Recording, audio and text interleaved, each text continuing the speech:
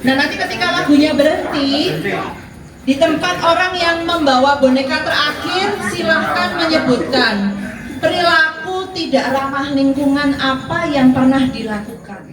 Ini kita memasuki akhir dari pertemuan bulan keluarga dan sekaligus menjadi nanti penyimpul dari pertemuan pertama sampai ketiga kemarin. Dan malam hari ini Pak Sutri, Pascal, dan Debbie akan menemani kita untuk membawa pertemuan minggu keempat. Karena itu waktu sepenuhnya kami serahkan pada Bang Pascal dan Mbak Debbie. Malam hari ini pada masa Advent bulan keluarga pada pertemuan yang keempat. Pada pertemuan keempat ini kami akan membawakan tema yaitu pertobatan ekologis. Pada tema keempat ini merupakan kesimpulan dari pertemuan pertama, kedua, dan ketiga. Jadi kami berharap semoga masing-masing keluarga sudah menyiapkan dua komitmen untuk bisa dijalankan di tahun 2026 sebagai komitmen kita bersama lingkungan Ignatius Maloya.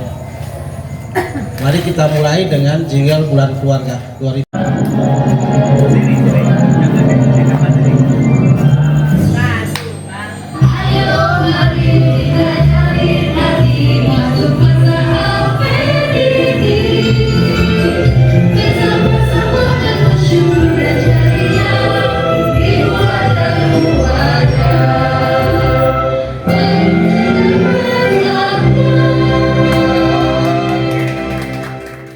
Mari kita buka dengan lagu pembukaan.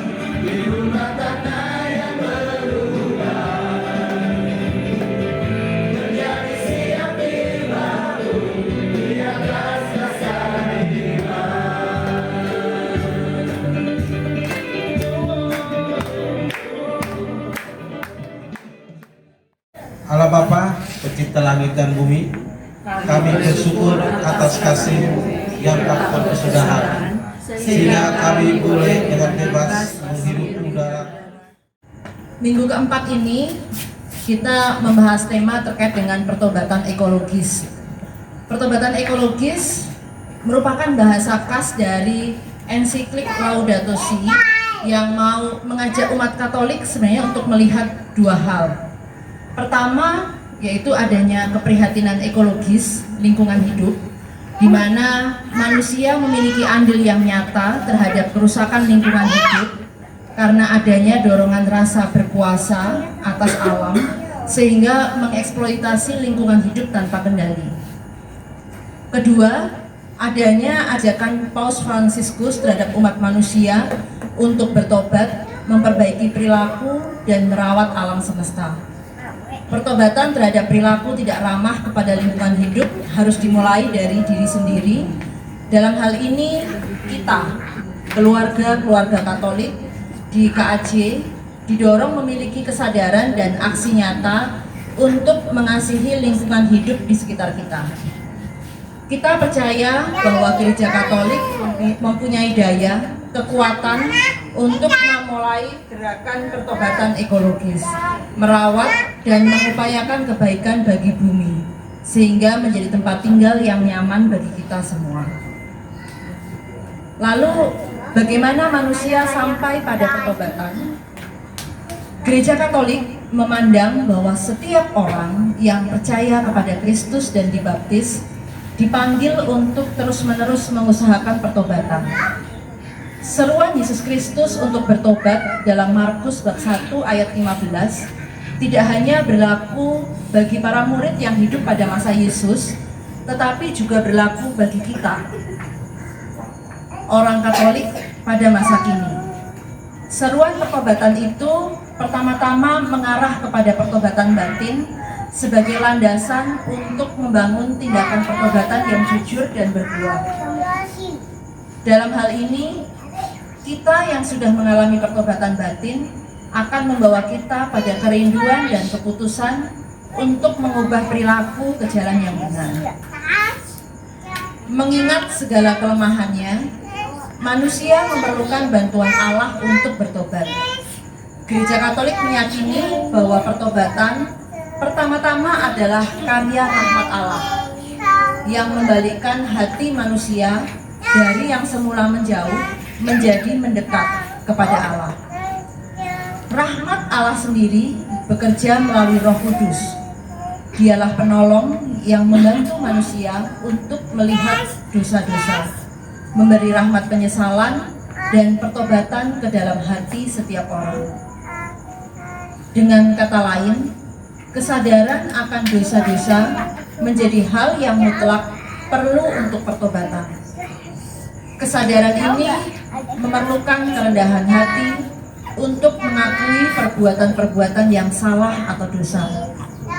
Dari kesadaran itu muncullah penyesalan untuk tidak melakukan perbuatan dosa, karena dampak dari perbuatan dosa tidak hanya menjauhkan seseorang dari Allah, tetapi juga merugikan sesama. Untuk itu, mari bapak-bapak dan ibu-ibu semua serta anak-anak, kita melakukan aktivitas bersama. Start small, start now, ya. Jadi kita melakukan refleksi pribadi dan membangun niat yang sudah kita lakukan dari minggu pertama sampai dengan minggu keempat, sehingga di minggu keempat ini, di minggu ketiga, sehingga di minggu keempat ini kita akan melakukan aksi nyata, di mana langkah-langkah untuk memulai pertobatan ekologis itu selalu dimulai dari diri sendiri, kemudian nanti kita akan ke keluarga, dan juga terakhir kita akan ke lingkungan. Baik, kita akan memulainya dengan game. Silahkan berdiri bapak-bapak dan ibu-ibu, kita bentuk lingkaran.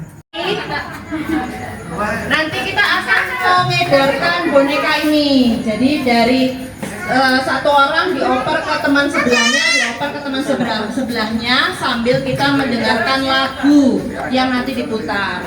Nah, nanti ketika lagunya berhenti, di tempat orang yang membawa boneka terakhir, silahkan menyebutkan perilaku tidak ramah lingkungan apa yang pernah dilakukan. Ini sebagai refleksi pribadi. Cukup jelas ya? Cukup jelas ya? Jelas? Oke. Ini bonekanya, siapa yang mau megang pertama?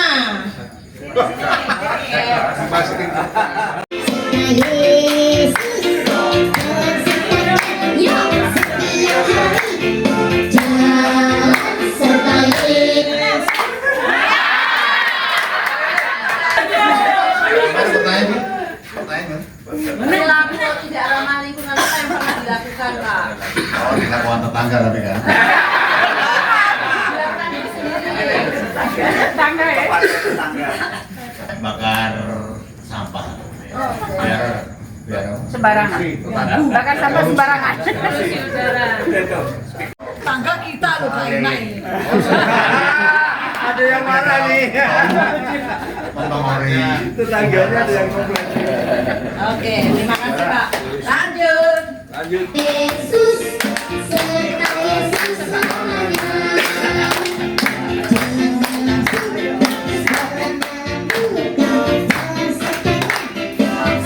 setiap hari.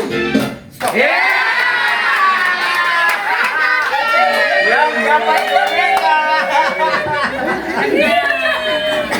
Sekolah gimana? Ayo diingat-ingat, pernah melakukan perilaku tidak ramah lingkungan. Waktu itu lagi habis dari kantin beli minuman pakai sedotannya kan ada itunya plastiknya, buang semua. Oke.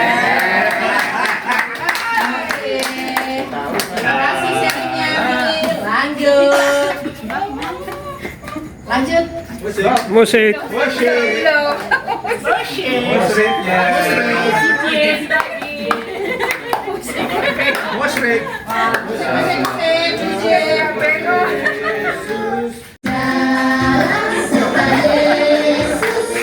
Serta Yesus selamanya. Monggo disebutkan Pak, perilaku tidak ramah lingkungan apa yang pernah dilakukan? Perilaku yang tidak ramah lingkungan, saya sedang ada dari mobil membuang tisu di jalan.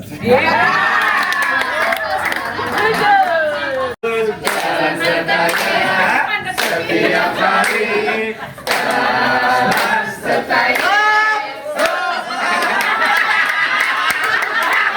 Pribadi. Ada yang request apa? Mungkin perilaku tidak ramah lingkungan yang pernah saya lakukan tidak memilah sampah. Tidak memilah sampah. Oke. serta Yesus.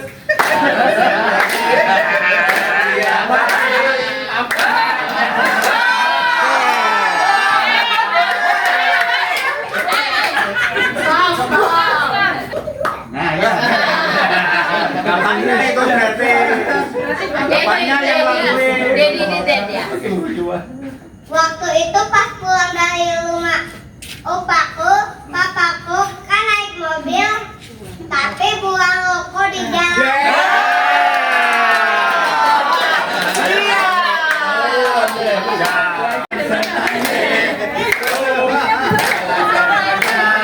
Setiap hari salam serta Yesus.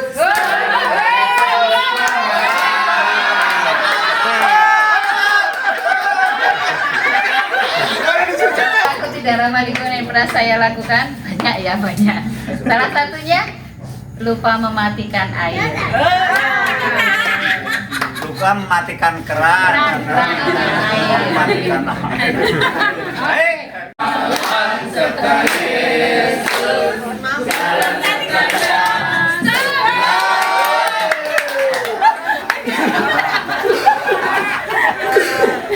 Aku kayak boros gitu, terus juga penggunaan energi yang berlebihan, kayak kadang suka lupa matiin lampu.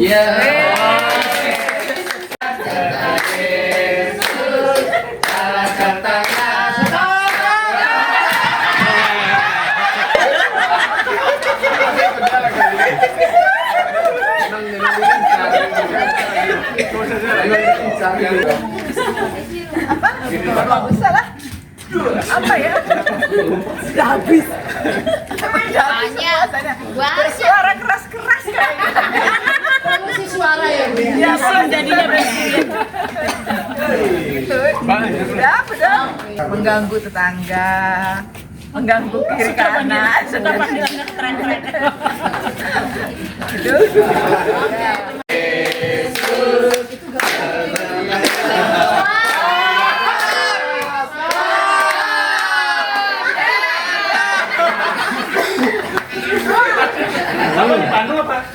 Apa harusnya? Tua tidak boleh begitu. Oh gitu. Apa tadi? Yang tidak ramah lingkungan yang pernah saya lakukan adalah tidak memperlakukan sampah medis dengan bijak sehingga dipungut oleh tukang sampah untuk dijual lagi gitu. Sampah medis seperti obat-obatan itu harus dikupas sehingga harus karena itu. Perilaku tidak ramah lingkungan yang pernah dilakukan. Tidak ramah lingkungan yang pernah saya lakukan adalah membuang istri sembarangan.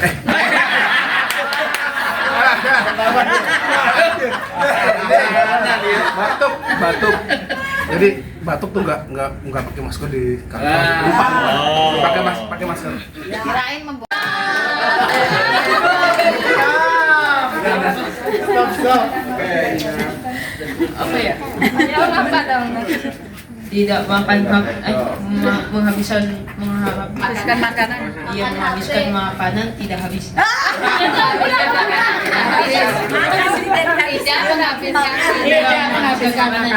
Tidak menghabiskan makanan bekal dari mama ya.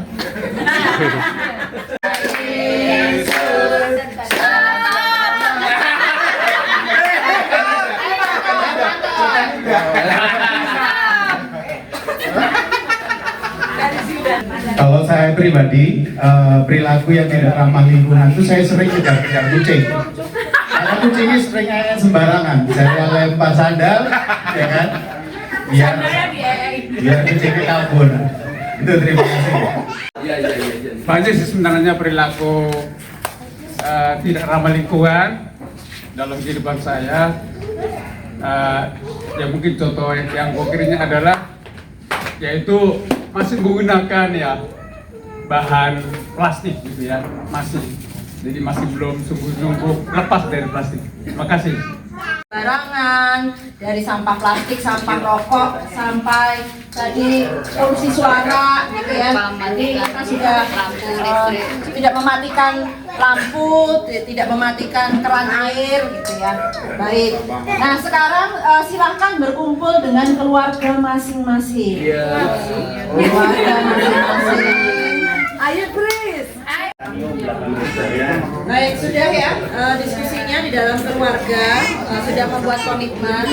Kami mulai dulu dari komitmen keluarga kami itu memilah sampah, ya, sampah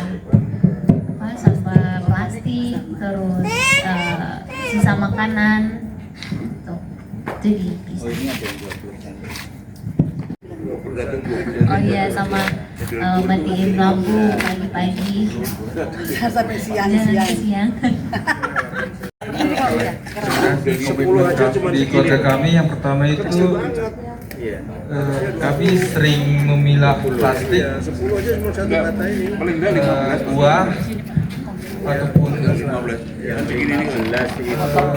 botol, kardus, sama kulit telur itu kami pisah. Jadinya itu satu. Nah di situ tempat telur, buah, dan batang sayur itu kami bisa dibuat dipot atau bisa dijadikan kompos. Setiap pagi lampu itu kami matikan, dan keran kami itu setiap kami nyalakan tidak harus bersama-lama, palingan sekitar 20 menit. Terus yang menjadi masalah itu biasanya sampah dapur.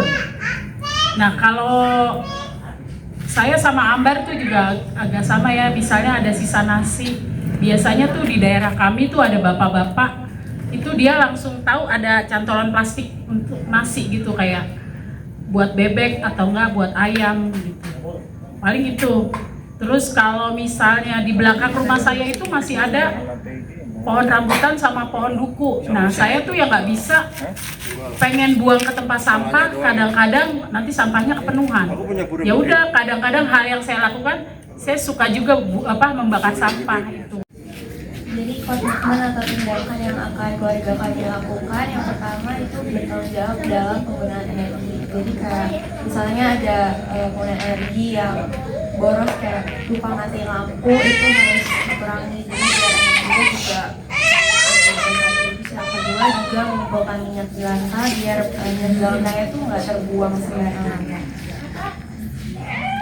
Baik, apa ini tadi? Komitmen kami, keluarga kami itu yang pertama, yaitu tadi kalau memilah sampah selama ini kan setidaknya itu kami sudah memilah antara plastik, kardus dengan yang lainnya gitu. Tetapi yang masih belum itu untuk sampah dapur seperti kata Mbak Santi itu. Jadi kami akan berusaha membuat biopori. Jadi bisa untuk kesuburan tanah juga. Lalu yang kedua apa lagi?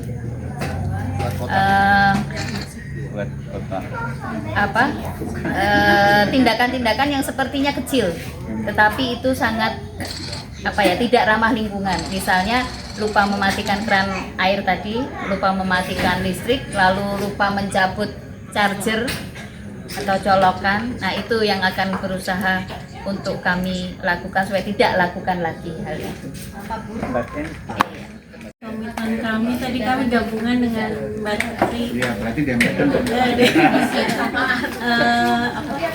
komitmen kami mengurangi limbah plastik dan memilah sampah. Itu saja. Komitmen keluarga kami itu mungkin nggak jauh beda ya, udah dikatakan sama Bu Santi itu. Kami setiap hari itu tuh mengumpulkan makanan-makanan yang tersisa. Itu biasanya anak-anak tuh yang suka makanannya nggak habis, itu kami kumpulkan, kami taruh di atas tembok, itu besok ada yang ngambil. Tetangga-tetangga bermakanan jelek dan ayam. Yang kami sudah lakukan seperti itu. Dan seperti minyak jelantah juga itu kan kita juga merasakan pernah melakukan juga ya, seperti itu. Entah itu dibawa kemana minyak jelantahnya ya, kami juga kurang tahu. Yang jelas itu tidak mencemarkan lingkungan.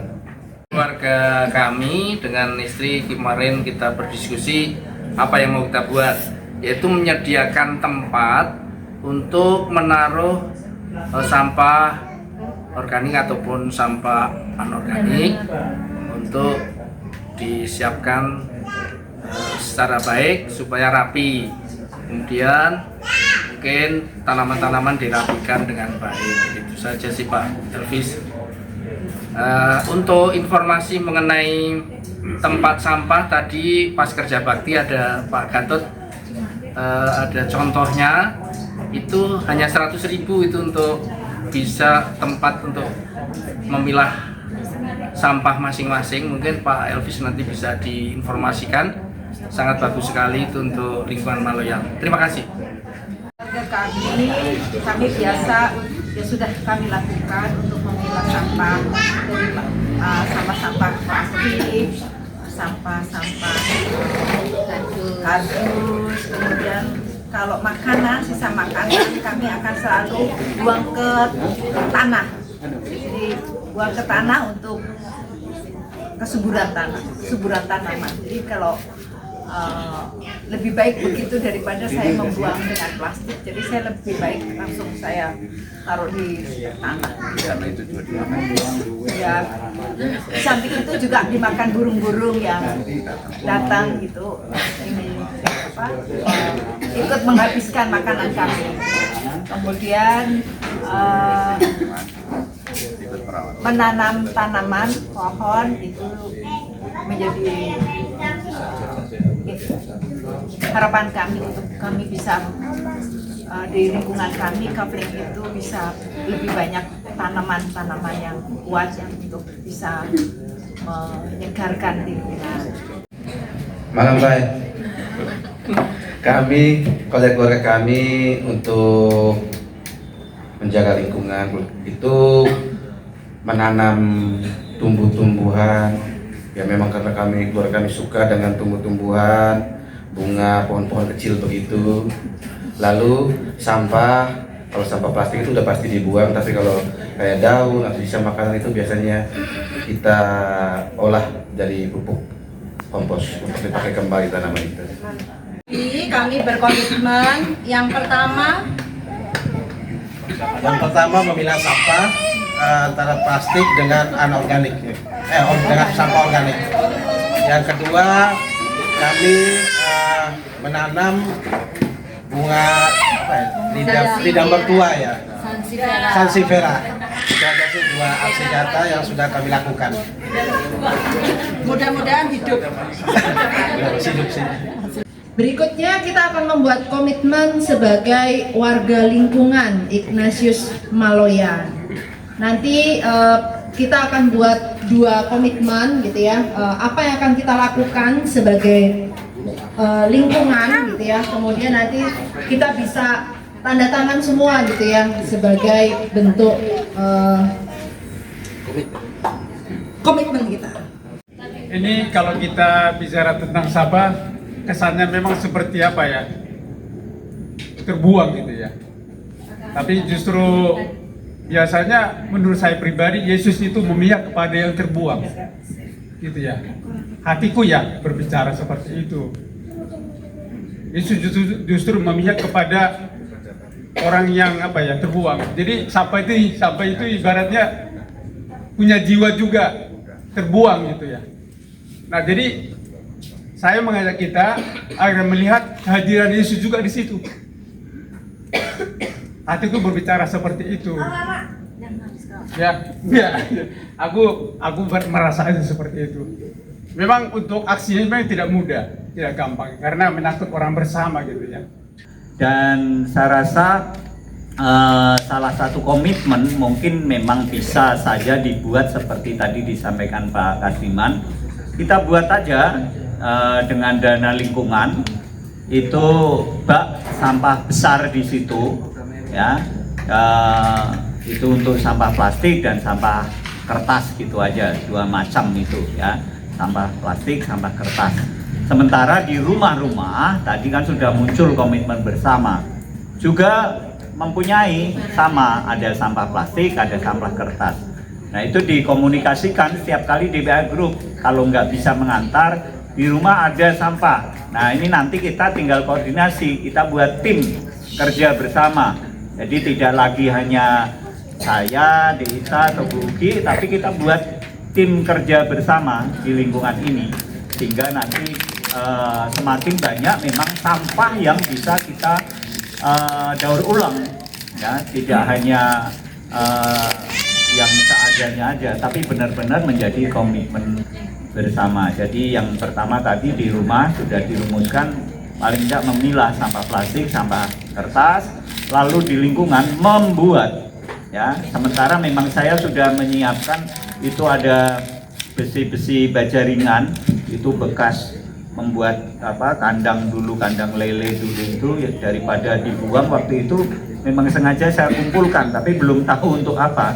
Tapi ketika pertemuan di mana itu muncul ide itu, saya pikir nah itu kita bisa saja memanfaatkan baja ringan yang sudah ada, tinggal kita membeli ini aja kawat ayamnya. Nah itu kan sudah mengirit biaya, hanya kapan kita melakukan bersama ini aja. Itu saja dari kami, terima kasih. Itu untuk kegiatan lingkungan ya, itu seperti yang itu minggu lalu ya, yang ada fakta menarik tentang Sansevieria. Itu minggu lalu ya. Nah itu kan disebutkan juga andai saja satu keluarga setiap keluarga Katolik menanam di 2 pot. KAJ itu satu keluarga menanam 2 pot saja, itu akan sangat membantu produksi oksigen ya untuk bumi kita ini. Nah itu saya usul untuk itu kita di lingkungan Maloyan satu keluarga menanam 2 pot Sansevieria ya. Mungkin yang sudah punya bisa menyumbangkan atau ya menyumbangkan lah untuk yang lain, karena itu juga bisa dipecah untuk memperbanyak ya. Itu saja, terima kasih. Dari lingkungan Ignatius Maloyan tidak terlalu lebar lah, banyak yang lihat, tapi kita belum punya cita-cita. Sekarang ini kita apa yang mau kita tanda tangani bersama, ya itu yang perlu kita pikirkan, bahwa kita punya komitmen 2 macam itu apa yang kita komitmenkan, apa yang harus kita kerjakan. Saya rasa itu dulu. Jadi mungkin yang lainnya sekarang mengenai sampah itu di RT itu sudah dikoordinasi juga, sudah ada dari RW. Dan sekarang bagaimana malam ini kita membuat komitmen yang bisa kita sepakati bersama. Saya rasa itu aja. Terima kasih.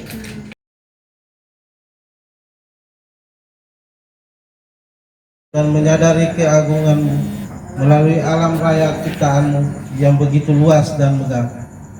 Bapa, kami juga mohon ampun jika selama ini kami kurang bersyukur atas anugerah kekayaan bumi dan isinya. Ampuni kami yang sering egois, hanya memikirkan kepentingan pribadi dan berperilaku merusak alam sekitar kami. Bantu kami dalam masa Advent 2025 ini dan seterusnya menjadi pribadi yang semakin ramah dan peduli terhadap alam ciptaan-Mu. Kami ingin mewujudkan pertobatan kami bersama saudara di lingkungan melalui kegiatan yang sudah kami rencanakan. Semoga rencana kami berkenan dan Kau terima sebagai siri pertobatan ekologis kami. Doa yang tidak sempurna ini kami panjatkan melalui perantaran Putra-Mu, Tuhan kami Yesus Kristus. Amin. Santo Ignatius Maloyan, doakanlah kami. Santo Servasius, doakanlah kami.